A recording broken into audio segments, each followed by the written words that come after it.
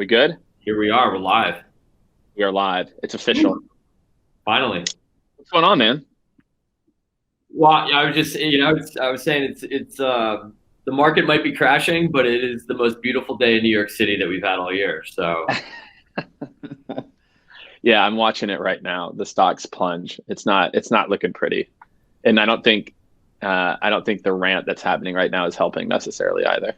no, but you know what? This was bound to happen, and the sooner we just start working through it, the sooner things will be back to normal. So That's right. That's right. Well, everyone, we appreciate you tuning in.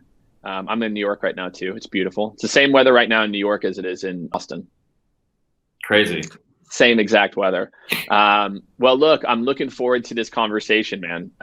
And for all of you who are new to LinkedIn Live, or maybe this is the first time that you've joined a LinkedIn Live, a couple of things to kind of think about as we go through this. One, if you have questions for Ryan or for me, you want to talk about, kind of dynamics at the executive level, or, even if you're on the front lines, you're thinking like, hey, how do I make myself, into someone who can grow and scale? Drop your questions in the comments. For sure, please do that. If Ryan says something smart in particular, or me, I'll take it too. You can hit the like button, hit the heart button, whatever your favorite LinkedIn emoji is. There's only 5, so it's a very limited choice. And so what we're going to get into, man, so just kind of the reason that, we're getting into this right now is, you and I had some interaction. I think the last time we talked was at Lure, right? Yeah. We had lunch. Yeah, we had a right? lunch. I think it was a beautiful day, just like today, but that was like 3 years ago. It was at least, you had just started Electric, man. I think you guys are like less than 15 of people, maybe less than 10. Easily. Yeah. We maybe had a dozen customers at that point. Yeah. Well, look, things have certainly changed. And so what's really cool about this, so Ryan hit me up. I'll just kind of give everyone a little backstory here. I did a post about a week and a half ago where basically I talked about, as a VP of sales, some of the realities about what happens when you're in rapid growth companies. And it doesn't happen 100% of the time. I said 0.0 to make a point. But most of the times, if you're in the business part, the same things happen to CFOs, right? As you're kind of going through scaling and you need like the person who's taking someone to IPO, or you're a VP of marketing or a VP of sales. So basically the post was just about, here's what to expect as a VP of sales. And you sent me a note, very nice note. And you said, hey, dude, I think there's another side. I think that there's other parts of this that are worth talking about, right? And I think why I was so keen, to talk to you in particular is just, talking about scaling and what goes into it from a CEO standpoint, and what goes into it, as you guys have grown and you've continued to grow and scale, how you've worked with your exec team and, what's worked, what's not worked, et cetera. So I think, from my side, I'd love to maybe just open that up to you to start. We've got some questions. Again, everyone, make sure to keep dropping your questions in here. I've got some questions from previous posts. But I'd love to know, when you think about as a CEO and your team's growing, and maybe you can tell a little bit about kind of your growth over the last couple of years from a headcount and role standpoint, but how do you make sure that you're continuing to work with your executive team? How do you make sure that you're helping them to continue to grow, helping them continue to kind of level up, and what's worked and what hasn't? So I think I'll kind of turn it over to you for a little bit, and then we'll start getting deep into some questions here. Yeah, I think that's a great question. I think actually just, taking a step back just to provide context for anyone watching right now, where the reason why this topic is so near and dear to my heart is that, even though this is my third venture-backed startup and it's my third time as a founder, this is the first company where I'm not the head of sales, right? And so my first 2 companies, I was the one who was interviewing reps, building an SDR team, writing the script, getting on calls with customers, getting yelled at by customers, building comp plans, rebuilding the comp plans, like all the stuff that actually goes into running a sales team. In my past 2 companies, I was doing that, but then, also with the added kind of weight of, being a founder. And so, I think, fortunately, we're in the best time in history to be building technology companies. And, for early stage technology companies, so much of the enterprise value of the business is tied up in revenue and revenue growth. As a result, the head of sales has a job that is equally as important as that of the head of product and engineering, right? Yeah. But I think one of the things, Jake, that you touched on in your post is that so often the head of sales, gets the short end of the stick, or at least it feels that way. Meanwhile, you have an underperforming product and engineering team. How come those folks aren't getting fired, right? And so I think that's obviously a broader issue around accountability within companies, right? And kind of the sometimes the different rules that departments are held accountable to. But in any case, so again, my experience though, kind of being on both sides of the table, means that this is a topic that I care a lot about. And specifically at Electric, when we launched the company in January 2017, we had 4 or 5 employees, and we had a handful of customers. And since then, now we're 3.5 years in, we've got almost 350 customers, and, we just crossed 10 million in ARR. We'll, should finish this year close to 20. And, I'd like to think that we've, built, one of the most exciting and I think thoughtfully built inside sales teams in the tech ecosystem in New York. But separately, David Weiner, our VP of sales, he and I have probably one of the most productive and collaborative relationships that a CEO and a head of sales could have. And so again, Jake, when I reached out to you the other week, I said, hey, hold on a second. Like there is a way to do this right. But so often people get it wrong. And, I think that just to kind of set the stage for probably a lot of the stuff we'll talk about today is there are really only 2 reasons why the head of sales and CEO relationship goes sideways. And it all comes down to missed expectations and a bad fit. Okay. And that second one, the bad fit, that is the root cause of 85% of why these relationships go sideways. And so, one of the things that I kind of wanted to dive into out of the gate is, again, from my perspective on both sides of the table, what are the things that a head of sales can actually do before they even pick the company that they want to go work for? Because regardless of what these companies tell you, you're the one with most of the leverage in the recruiting process, and so really you can ask as many questions as you want, but you've got to take some responsibility to ask the depth and breadth of questions so that you join the right company in the first place. And the other side of the coin is that CEOs frequently don't know what to look for either. So I think we'll kind of touch on that later, but I think a topic I'd like to kind of spend a little bit of time on is like, what can you as the revenue leader or potential revenue leader do to better vet the company you're going for so that you don't even have to worry about things like severance, because it's just going to work out great. Well, yeah, I mean, let's get it. I think we could tackle this a couple different ways. Cause I think, for me, and maybe, I'm trying to think like maybe the easiest way to start would be, I think you're right. Because you want to pick the right company in the first place, right? If you pick the right company, then everything else in terms of like, how do you stick around longer? How do you collaborate better with the CEO as the company scales? Like all of that becomes a lot more strategic and more important and relevant if you're in the right place in the first place versus just, 6-8 months in deciding it's not the right fit. Well, I think it's tough though. I mean, like, I'll say, I don't know if I can assign like an exact number. I'm going to go 50-50. I'm going to say 50% of it is, you're right. I think sometimes I see sales leaders, and there's a whole bunch of different reasons why I think it happens, Ryan. One is a lot of sales leaders build lives for themselves that they have to make $400,000 a year to sustain 100%. It. And so therefore they don't have the time or the luxury to wait.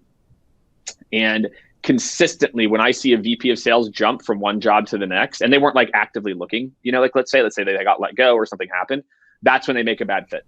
They say it's a good company, I'm into it, but are they really that into it? They don't take the time to think about it, but they don't have the luxury to wait 3 months, 4 months, whatever it is that they need to wait. And so I think sometimes VPs of sales jump too quick. But on the flip side, the dynamics of the company change quickly as well too. They do. And I think that's the part that as a VP of sales, it's tough. It's nearly, if not 100% impossible to know all of that ahead of time.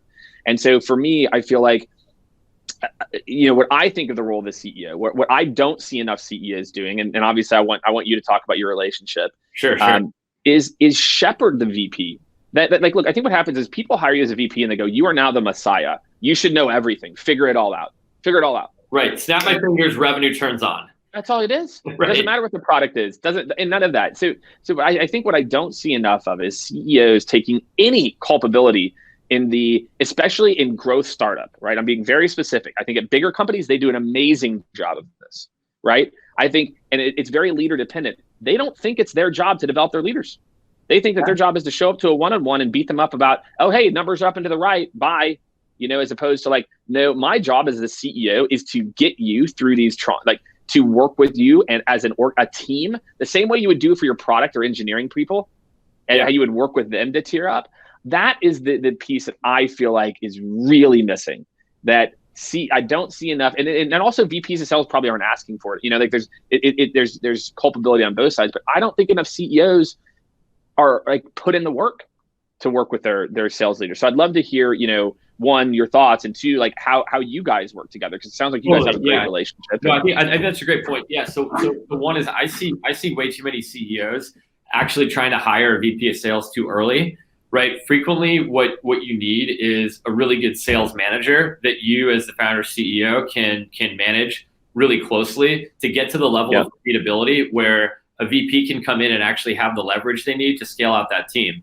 And so if you have a couple of reps and they're doing well, and you've kind of figured out what attainment looks like, figured out what ramp looks like, that doesn't necessarily mean you should go hire a VP. Sometimes what that really says is, hey, hire an awesome director who maybe grows into VP, but hey, if they don't, that still sets the stage for you to do whatever you want with your sales organization. Because that stage fit is so critical there. But why is it so critical on sales and marketing, but less critical on product and engineering? Why is it that the formula says that VP, that there's always this next stage of a person you need who's been there and done it, and then that person usually lasts 9 months? Like, why that doesn't happen in engineering and product for whatever reason? If somebody it depends though. It depends, right? Like one of the best run companies that I've ever seen was in San Francisco, a company called Meraki. They were acquired by Cisco for $1.2 billion, right? Yep. 3 of the smartest founders I ever met. They ran their product and engineering teams the way that they ran their sales teams. At the end of the day, it was all about accountability. It was all about thoughtful planning. One of the problems is that most startups they're either led by technical folks who try too hard to, quote, protect their team, right? Or they're led by non-technical folks who end up getting taken hostage by the technical leaders they hire, right? And so they don't know anything about engineering. And so if product and engineering misses quarter after quarter after quarter, there's no accountability. Meanwhile, sales is very quantitative. If they miss, then everybody starts asking questions. The root cause of that often is, I think, board members that aren't educated enough on the fact that accountability has to be held consistent across the org. The best run companies hold everybody accountable the same way. I agree. The problem is that many companies are not very well run, right? And even really promising early stage companies, there's always going to be gaps in the way that the leaders are thinking about accountability. And that can be extremely problematic. I would say that the second part of your question around, when you really start scaling and maybe you were hired in as a director and then the company's like, hey, we want to put in a VP over you, or the VP's hired, things are going really well. And then there's a question of, hey, should we hire someone over you? Even though things seem to be going fine. The best way that this was explained to me was by Dick Costolo, so the former CEO of Twitter. He joined Twitter when they were like 40 employees and then, grew it to 4,000 employees and several $1 billion in revenue. He had one of the best revenue leaders that will probably live in our generation, right? Adam Bain, running revenue for him. They had a really unique relationship because Adam was able to scale up through the billions in revenue. That was really unique. And so I asked Dick when he was in my office a few weeks ago, I was like, what was the difference between someone like Adam, who scaled from 100 million to $1 billion to $2 billion, versus all of the other execs who ended up not being able to make the leap? And maybe they stuck around, maybe they didn't, but regardless, they got hired over. What was the difference? And what he said was the execs that really are able to get a lot of longevity out of a company is they have an understanding that only 50% of their job is getting the job done today, right? You making your numbers for the quarter, table stakes, awesome, way to go. that's half the job. If you're a VP of sales, the other half of the job is, what are we doing over the next 3 quarters? What does my team need to look like in 12 to 18 months? How does that structure evolve? And so what Dick was telling me was, Adam was one of those guys that, when they got to their first couple $100 million in revenue, he was able to say, hey, you know what? As we think about next year and going to $1 billion, we got to rethink this whole thing. We got to, territories got to go from looking like this to looking like this. Then we're going to have to get people in the field, and here's how that's going to look. And then we're going to need coverage on these accounts, and here's how we're going to break it up. And it was a very, very strategic approach to planning, so that when he presented that plan, the executive team and the board of Twitter looked at it and said, oh, hell yeah, like that is totally the way this business needs to be evolving. When I talk to friends of mine who maybe have a sales leader that can't scale with the company, or friends of mine who are sales leaders, who do scale with the company, that's really that defining moment. If you're a VP of sales and your company is is expected to go from 5 to 15 million in revenue last year, are you proactively coming to the CEO and the executive team? Are you presenting to the board and saying, hey, listen, for next year, we got to evolve it from this really simple thing to this bigger thing, and here's what I need, and here's what that plan is going to look like. If that's what you're doing, your odds are pretty good. But if what you're doing to go from 5 to 15 or 15 to 30 is like, hey, so next year I need 40 reps instead of 20. It's like, I think people are going to look at that and go, okay, you're not, even though you're hitting your numbers now, like you're totally not the person to take us there, right? Yeah, and that can be a tough pill for people to swallow. Well, but don't you feel, I agree. I think the way that you're positioning this is 100% spot on, man. But you also know that, again, the difference between building product is there's a inherent longevity to it, right? Like, there's sprint cycles and things get taken, but I feel like from a sales leader, the difficult part, right, is the pressures are real, and again, to your point, some founders are better than others, for sure. But it's like, if you miss your quarter because you had to take 15% of your time away from doing X at this period, and the appetite for failure, or the appetite for that, is zero, right? It's like, and I think that's where a lot of sales leaders struggle, and where I feel like a good CEO can come in, is to say, look, let's look at this. And again, like, they still have to do it themselves, right? Like, it's not the CEO's job to do it. But I think it is a CEO's job to say, look, here's what I'm seeing on the outside. Maybe we should think about this. And then they either step up to the challenge or not. But I think what I see too often is the CEO to VP relationship is so hands-off that the VP of sales, is being told in every single meeting and every board meeting, you're doing exactly what you should be. Keep crushing it. Keep doing it. You're hitting your quarters. And then they get layered. And they're like, what the fuck, dude? I did everything you told me to do. And so how do you think about that, Ryan? Like, how do you think about, again, I'm not saying that they have to do it for them. I'm not saying that, but I do feel like CEOs, they need to be looking for that. Hey, Jake, you're at this state. We got to start to think about this. Let's put together, let's see what plan you put together. Cool. Great. I got you.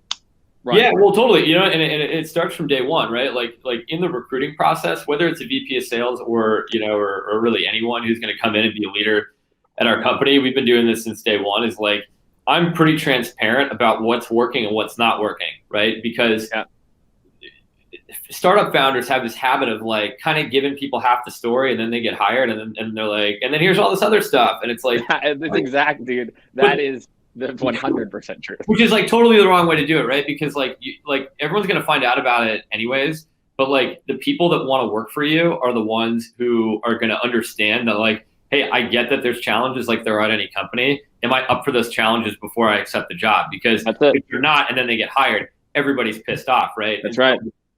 I remember when we were recruiting David, I said, hey, listen, man, we've been doing a lot of trial selling, and that's created a little bit of a churn problem, right? And so one of the things that I'm going to need you to do, in addition to coming in here and hitting your numbers, is the trial selling stops. It's 1-year contracts, no exit for convenience. I get that that's not going to be accretive to numbers in the first quarter you're here, but like, we're not going to succeed as a business, okay? And if we have customers that aren't really committed to working with us. And he came back to me and he said, hey, you know what? I get it. I don't want to sign those customers either, but here's what I need from you. I'd like us to lower our forecast for Q1. If I'm going to come in and work here, I don't want to get off to the bad start. And I said, Okay, well, let me try it out. And I went back to the board and I said, hey, David wants to bring the forecast for Q1. This was last year, Q1 2019. David wants to bring the forecast for Q1 down 20%. But he wants to do it because he wants to move us from trial selling contracts, which we know we're getting killed on, to 1 year up front, right? And I think long term that's going to be good for the business. And oh, by the way, if we give him a little bit more marketing love, I think we can recoup it at the end of the year. Yep. And the board goes, great. And you know what he did? He hit his number almost to the dollar in his first month. It always works out. But think about what could happen. If I had just stopped my feet and said, no, just figure it out, he would have missed by 20%. And the board would have already been like, did we hire the right guy? That's right. Not only would he have missed by 20%, he might not have even made the changes he needed to make sure that we were signing better customers.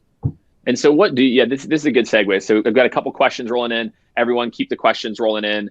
And again, make sure Ryan's dropping some real CEO insight here. I appreciate it. It's good that you went and did that. A lot of CEOs, I think, would do that, or they do like a watered down version of it where they'd say like, hey, just so you know, but yet still then put the thumb on the leader, right? To say like everything's my fault, right? So like whether David does his job or he doesn't, like if things go well, he's going to get a ton of credit for being the rock star sales guy. If we miss our numbers, ultimately it's Ryan, what the hell are you doing over there? That's right. That's right. So Laura's question, she says, when you as a CEO, what do you look for in an SVP of sales? So obviously look, and in she said the top three things. So like, what are the things when you like, I think it's going to be a good fit if these are the behaviors that she or he has. Well, look, let's take for a second that the table stakes in any sales leader conversation are that you have a proven track record of delivering in the size of company with the type of sales kind of motion that we're looking for, right? Because you'd be surprised how many CEOs even get that part wrong.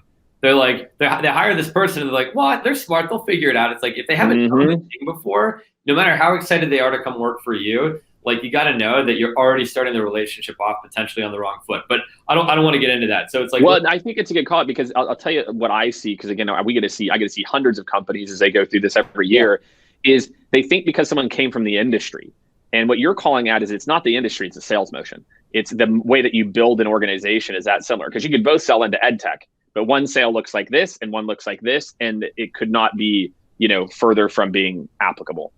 Oh, 100%. Yeah, and actually it was Dan Turan from Managed by Q, or formerly Managed by Q.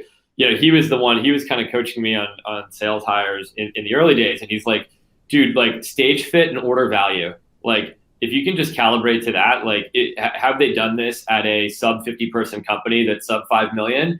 And have they sold deals that are, between 10 and 30,000, right? Like if you just do your screening on stage fit and order value, already the conversations you're having are going to be so much more productive than trying to get an enterprise leader who's maybe going to come down to a higher velocity motion or more challenging, someone who's used to the one call close and now you're trying to get into more complex middle market sale.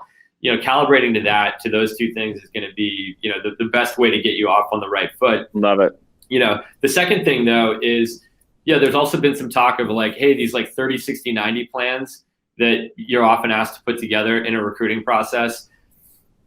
We stopped doing that, or at least when we asked, we were at the tail end of our process with David. I was like, dude, at 30, 60, 90, it's like, it's going to like, everyone's is going to be the same, right? It's identical. It is a complete waste of time. I already know what you're wondering, like what you're going to, like if I'm still wondering what you're going to do in your first 60 days, like why are we even still having this conversation, right?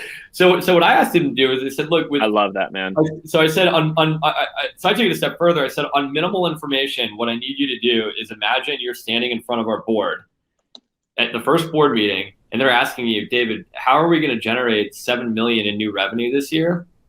What I'd like you to do is actually take your plan for the whole year and break it down into something that everybody can understand, sales or not, that the board can understand. Because 30, 60, 90, whatever, it's all the same. But if you can actually articulate to me and the executive team and to the board how we're actually gonna make the year, in a way that again, that's really easy to understand, I think that's gonna be the best test that you actually know what you're talking about, right? Yeah. And he was able to basically take this big number that we needed to hit and waterfall it all the way down until he gets to the end of the presentation. He's like, so with the team we have now, everyone just has to close 1.5 deals a month at our current order value. And then it waterfalled all the way back up to how we get to 7 million. Yeah, and you're like, and then it's math. And he's like, and here's what I need, and here's what has to change. And if we can do those things, like I'm confident that we'll get there. And I was like, that's my guy. You are hired. Yeah, that's it. I love it. And so is there anything else? So we've got the ability to understand how to work backward a larger plan. 30, 60, 90, that initial work forward, like you said, is the same for everybody, right? And I think what I'm hearing from you is that can they work backward from like the broader goal over the next 12, 24 months and show that level of thought process? And articulate what they need and what needs to happen in order for that to be possible. Versus some like hypothetical bullshit about, yeah, I'm going to hire 20 reps and we'll get there. It's like, oh, come on, man. That's what you do, is throw bodies at it, dude. So so the next question here, this is a pretty good one. Well, the last point on that though is culture fit. Culture fit, right? So again, assuming that they're a thoughtful leader who can really plan, assuming that it's right from a stage and sales motion perspective. But the last thing is culture fit. Like sales leaders come in a variety of personalities, background, shapes, and sizes. There is the right home for every sales leader out there on the market. There is. Way too often companies get it in their head that like, hey, what I need is the type A sales jock to just light up my inside sales team. And it's like, I don't know, is that the culture of your company? Right? Because frequently and I'm not saying there's necessarily anything wrong with someone who's I get it, a really fired up, very type A sales leader. But like, if that's not the culture of your company, then why are you going to want, like, there's no other hire on the planet that a company would make that would go directly inverse of what the existing company culture is, other than sales. It's like there's almost this archetype of the sales leader people want. There is the archetype, and it's like but if that's not what your company is, like why would you do that, right? And again, I think like David's a really good example. Like he gets people fired up. He's is really good at just beating the drum and getting a lot of productivity out of the team. But he doesn't yell and scream, and he's not, like he's a really sort of like thoughtful, measured, considered sales leader. And as a result, that's kind of how the culture is here. Like we like to have fun and all that, but like we also like to think and plan, and we look out for each other and all that. And so if you can get the culture fit right as like that last piece, then you can kind of ensure that there's going to be a lot less friction between sales and the rest of the company. Yeah, dude, and I'll just give you a personal story for me that I think it really highlights this. So when I left Glassdoor and I went to the next company I went to, Chartbeat. Yep. I knew in the interview process that they were a way different culture than me. Like very product centric, very this sales was done like this very specific kind of way. And look, I had just came off of, I hired 40 people in a year. It took Glassdoor from 0 to 1 million MRR in a year. I was like, rapid growth. Let's get shit done. And I knew going into it, I was like, okay, maybe this will help to like round some of my like edges and things like that. And it's like, no. It was like I was. And like Tony, Tony, we had a conversation after about like 11 months, and we hit our numbers. Numbers are crushing. Everything's good. Everyone's happy up and to the right. But like culturally, there was an obvious misalignment. Like, me and the CFO couldn't get along. Like there was just some things that it was a bad fit. And I, it goes back to the point we were making in the beginning. I was like, I kind of took it as like a stretch. I was like, 32, right? So I'm like, okay. Like, this will help this. And it was a bad fit, dude. Like and Tony saw it eventually. And even though I felt it, but didn't see it, I wasn't quite there, to feel it. And so what do you like, how would you, I've got a couple other questions in here.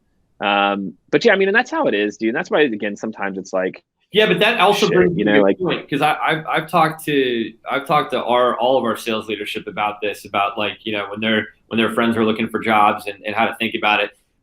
Here's one of the biggest issues with the sales leader candidate and kind of the founder CEO psyche during the recruiting process.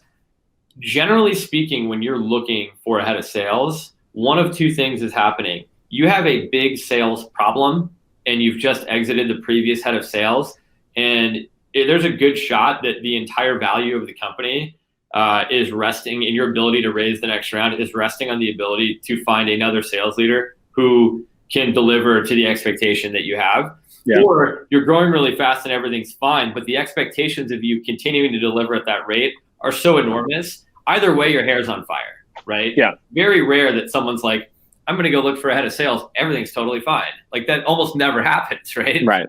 And so as a result, the founders and the CEOs have this unbelievable urgency to almost hear what they want to hear and look past a candidate that maybe isn't a perfect fit because that's exactly right, dude. You don't know the reasons why they're right. It's like, oh my God, if I don't get somebody here, we're gonna miss. Gotta have them in there. And then to your point, then you have the sales leaders who are like, holy shit, like I've got a mortgage and a ski house in Vermont and like private. My kids are in private school. Yep. And so it's like, if I don't get a salary ASAP, so then they look past the fact that like they don't even want to be working with any of the people at this company they're going to. That's right, dude. That's why I started my own consulting firm. That's why I started my own consulting firm. I realized I was like, you know what? I'm extremely good at the work, like building and scaling and fixing sales. Like I believe that I am in like a top echelon of that. Internal dynamics, not so good. I'm 39 now. I'm almost 40. Like I'm better at it, but like, right. I just don't think a lot of sales leaders also, because I see this all the time. A lot of them come work for me for 6 months or so, and then instead of, they want to be entrepreneurs, they want to try something different, but they also they can't do it. So I think that that's tough. So here, I want to get into some more questions here, guys. Keep the questions coming. We've got a lot of good ones coming in. Again, if you like what Ryan has to say, I think I really appreciate Ryan's approach and just talking about, kind of the other side of it. And, I think that a lot of CEOs can really learn from, you need to meet your sales leader and your marketing leader where your company is at. And it's at you to assess all these things and have those honest conversations with people. And I think, in lieu of that, Alex Trotta, what's up, Alex? I'll talk to you in a while, man. Hope everything's going all right. Alex Trotta says, what is the best way to establish accountability across the company for the beginning? So you talked about how you've done a good job of best leaders, right? Or certain leaders have this kind of accountability culture. What are some things that you've done that you think lead to your organization scaling effectively? What are some different accountability things that you do as a CEO that you feel like were maybe things you started doing and you're like, oh my God, why didn't we do that before? Or things that have been in place for the long run? Yeah. Probably the biggest shift in how I operate the business is really getting everybody aligned on OKRs or some version of OKRs at the beginning of the year, because that's the only way that you can actually hold everybody accountable is like, hey, I've got 3 or 4 metrics, I've got 3 or 4 outcomes that this whole company, our entire year sort of dependent on. And here's how each leader in each department contributes to those things and rolls up to them. Yeah. Right? And so, I made a lot of the mistakes that, that many other founders make in the early days of Electric, which was, sales was always accountable to a number, but it was never, at least in the early days, super clear to me exactly what I was going to hold product and engineering accountable to. Yeah. An interesting, or customer success or whatever. An interesting thing happened a year ago when we were finally able to align the whole company across a set of, unified OKRs, and it was very clear how everyone rolled into it. We realized we had a lot of the wrong people on the team, right? And oddly, sales was the bright spot. Sales was the thing that was actually working really well. It all mapped up to the objectives, but we realized that we had hired a lot of people very quickly. Some of them being leaders of the company, that maybe we weren't actually sure what we were hiring for. And so around last summer, I kind of picked my head up and I talked to my board and I said, hey, you know what? Our goals are crystal clear. Our plan's crystal clear. We've got some really good folks on the team. Everybody's fired up, but you know what? We've also made some mistakes. There's been some stuff we've been ignoring that we really need to fix. There's some people we hired that are just not getting the job done, right? And almost none of these were salespeople. It was everybody else, right? And so, we made because we were able to roll everything up to a small set of goals, I was able to very, very confidently make tough personnel decisions in a relatively short period of time. And if you walk into the company now, you walk into our office today, and you look at just the quality of execution now versus even a year ago, night and day. But it's only because we were able to get the whole company kind of rowing against the same set of metrics, and everybody was really clear about how they fit into it. Yeah, dude. I think I had kind of my own epiphany last year too as a CEO, where we had grown, we almost doubled our internal headcount, and so we're at 25, 30 people, and like, wow, as the company does that first blip, and you probably went through this, I realized is I had set this kind of mission of like shaping the future of modern sales, right? But had I created the mechanisms for people to really understand what the hell that meant, how to break that down into right, what that meant culturally, and the answer was no. Like, we had a few people churn that needed to churn, but I think that there's those things that are happening at the next stage that are foundational. And what you're talking about, again, is like that everyone's rowing in the same direction toward these metrics. For me, it was like that everyone knew what we were actually trying to accomplish. And, sales consulting, just like your business, right? Like, your business isn't like, I'm actually here with the New York Jets right now. Like, if you work at the Jets, like, you're just pumped. Like, you're just like, this is interesting, right? Like, sales consulting, right? There's not like people who just like fly out of bed. You know what I mean? IT services, like, yeah, like, like, and so I think that mission value, that foundation, here's where we're going. I feel like as a CEO is something I probably let go too long, and I didn't realize it. Well, the other thing too, though, and this is, whether you're a 30-person company or you're a, 300-person company or 3,000-person company, is like, people tend to forget that actually like middle management is the heartbeat of the company, right? So like, I don't take for granted the fact that my executives know what's going on. It's the layer below them who are the ones managing the day to day.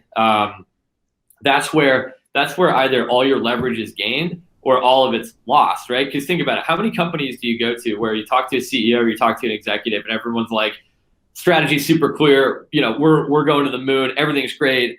And then you talk to like a frontline rep who just quit, and they're like, everything sucks and I have no idea what's going on. It's like, well, wait, how do we get from here to here? Like, what happened in the middle? It's like, oh, that's because your managers are the company, right? Yeah. And so I think people forget that, and that's also why, like, if you're a great VP of sales, you're only as good as your managers. I agree, man. I think that you're exactly right. That's kind of the thing that we overlook. Is that you can't do it all, especially as you scale, you can't do it all, right? I can't touch everyone anymore, right? I can't have one-on-ones with everyone anymore. And so if I don't have a set of norms and values, et cetera, that my leaders can execute against, and as, kind of we call it like our norms, which like are like how you live the values, then I have to be involved. And I think that was a big mistake that I made for a long time. As we were going through a phase of scaling and I didn't get in front of it. And, it's been great since, but it happens, man. All right, so we've got time for maybe a couple more questions here. And Ryan, what else, man? What else haven't we talked about before we get into this? So yeah, we've got time, maybe like maybe one more question. Ryan, anything we haven't got into, man? Anything that you're like, dude, like, I really want to talk about this dynamic, like marketing, or, how do you see these things working together? Anything top of mind? Well, yeah, I mean, again, I think, if you're a sales leadership candidate, when you're looking at a company, I mentioned this before, but like, you have a lot more leverage often than you're led to believe. And so one of the things that, I frequently see people not doing is you can do a lot more diligence on these companies before you join. And like, granted, a lot of folks don't have all the time in the world to do it. Right. It doesn't take a lot of time to ask questions, right? And the quality of the answer that you get from the company is really going to dictate, how prepared they are to support you in your journey if you decide to work with them. And so, you brought up marketing, like, you want to be able to see the marketing funnel and really understand what you're going to work with. And, anyone who's recruiting for a sales leader position should be able to provide you some historical data on the marketing funnel and what their forecasts are, right? Like, if you're about to join a company and all of a sudden you see that, like, oh, like, we're going to get you this many leads next year. And it's like, well, how many have you gotten in the last 2 quarters? This many. Well, what's going to miraculously change, right? Like, you'll know right away, like, that maybe you're not set up for success. Another thing is you have the ability to talk to board members, right? I hear this a lot. A sales leader gets into a company and they're like, I needed X, Y, and Z, and then the board shot it down. Well, chances are it never even made it to the board, right? And so what you got to do is there has to be the level of transparency with the board. If you can talk to board members and they can tell you from their seat, we're bought in on that plan and we're here to support the company. That's a totally different conversation than a CEO being like, yeah, totally, we'll give you whatever you need. I love that. Yeah. Basically leverage the board, have the conversation with the board. Like, it sounds like what you did with Dave, where you had him like kind of present this thing, or like he would present it to the board. If the board's not going to go to bat and say the same thing the CEO is saying, like the board has a hell of a lot more riding on their credibility with the candidate than the CEO does, because the board's got 20 other companies that they potentially want to recruit you for, right? They're not going to lie to you. CEO might be a little bit sketchy, but a board member That's right. is like, they just want to give it to you straight, so they have an opportunity to hire you somewhere else anyways. Yeah, well, you'd hope so, right? So I think that's a good call. So one thing you said, and again, I want to hit on this before, like we talked about severance, or like you briefly touched on it, and I've talked about it a little bit too. Here's the problem that I have, and let me just tell you, and I'll just kind of lay it out, and I want to get your take on it, and then unfortunately we're gonna have to wrap up here in a few minutes, but got a lot of really good interaction. Again, everyone, make sure you toss a lot of love. Ryan's taken a lot of time out of it to talk about this topic, which I think is fantastic. So drop the like or the thinking man, whatever's your thing. We'll try to answer a couple more questions. But here's my thought, is that if a company can give me a 1-year cliff, right? And then there's nothing wrong with me also getting some type of look if this goes wrong, because the 1-year cliff is the company version. The 1-year company, the only reason a 1-year cliff exists is so the company can hedge its bets. And so that's kind of the rub that I have, is like, then, either make it 6 months, like something that's like a year is a long time, and like there's definitely some incentives, and this, like, let's say if I'm a first VP of sales and let's say you gave me a full point, right? Man, now you need an SVP. I'd really like to get that point back, because then I don't have to dilute and I can give it all to this next person, and like, and so that's kind of where my head's at. I feel like it's a very fair ask for a VP of sales to say, look, you get a 1-year cliff. Right? If you want to go to 6 months, then we can have a conversation. Or you want to go no cliff, even better. But if we're going to do that, then I need some protection against this situation as well too, because you're also agreeing that I'm the right fit right now. And so how do you, that's my take on it, man. And I'm not anchored to it, but that's how I've thought. I'd love to hear kind of your take on it, and why you kind of feel the way you do or not. Yeah. So let me, I think, start by saying there's no right comp plan, one size fits all comp plan, right? Yeah, for sure. There are some people in the market that are advocating that sales leaders get 12 months guaranteed severance up front. No, that's ridiculous. No. I think that's ridiculous, right? 6 months, I think it depends on the company, right? Sure. Now, so you just have to basically figure out what is, as a CEO, what is the amount of time with which we will understand if this is actually working. Yeah. And what can we do together, sort of in partnership, as myself and the incoming executive, to make everyone feel comfortable that we've properly accounted for some of the intangible risks without changing the incentive structure, right? And so if, like, for us, for example, our sales cycle is a lot shorter. And so, we also knew that it was like, hey, we're going to know pretty quickly if the things we're doing are actually working. Larger companies, longer sales cycle, that risk. You got to give that time, yeah. So, like, I also understand that, whether it's a severance, whether it's some guaranteed, kind of like prorated at-risk comp ahead of time, again, these are dials that you can turn. And so there's no one size fits all, but again, you got to find the middle ground so that people feel as though the risks are accounted for, but we haven't changed the incentive structure. Yeah. I like that. So, okay, I think we're actually like fairly aligned then, because I think, what I feel like sometimes is sales leaders, if they're that sometimes, and I don't want to say that they get bullied, but it's like when you're at that end stage, because you're right, you do have control to pull out. It's like, when you talk about things like severance, like, what, you think this isn't going to work? That's like, well, you have a 1-year cliff. like there's obviously some hedging that's taking place here, and like, but I do agree it's got to be commensurate with like the give and take from both sides. Yeah, and look, the other thing people got to understand too is that, like, in most cases, you're the highest paid person at the company, right? And so yes, there's a lot of risk involved in that, but again, in the same reason why other leaders at the company maybe aren't. It doesn't always appear that they're held accountable to such live and die metrics at the end of every quarter. They're also making a lot less money, right? Yeah, that's right. And they've got less equity in the long run. But if they can make it's like, I think that's the other part of, like, in the same way that, like, I picked this line of work as a founder, knowing that there were pros and cons. I think, as a sales leader, it's just, identifying what is an appropriate appetite for risk that you have, that makes the upside worthwhile. That's it, dude. All right, everyone. Well, look, Ryan, This is good, man. I'm glad we got to catch up. I'm psyched.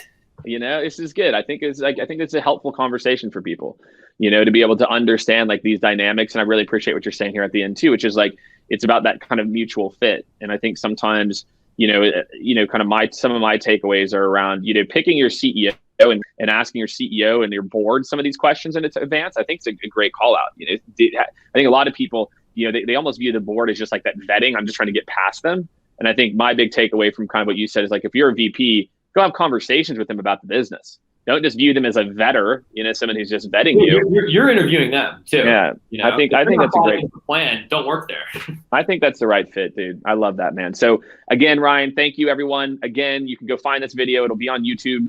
Kara, tomorrow? It'll be on YouTube? Tonight? Tomorrow? At some point? She'll drop the link in there. You can find it there. Make sure, again, check out what they're doing over at Electric. They're doing some really amazing stuff. I've got a chance to know Ryan and his team, and they're really, really a special group of people. So I really appreciate it, man. Thanks for joining me, and I'm glad we got a chance to rap about this. Likewise. Thanks so much. All right, man. See ya.